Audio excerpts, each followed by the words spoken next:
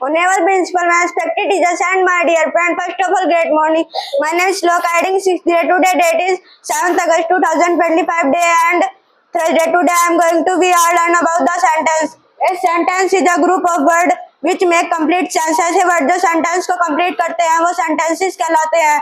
Types of sentences: assertive sentences, interrogative sentences, imperative sentences, exclamatory sentences. First, in assertive sentences, they end with a full stop. Second, interrogative sentences, they end with a question mark. Third, imperative sentences, they usually end with a full stop. Fourth, exclamatory sentences, they end with an exclamation mark. I hope this concept help us understand. I am asking some question. Those who can know the answer, please raise your hand.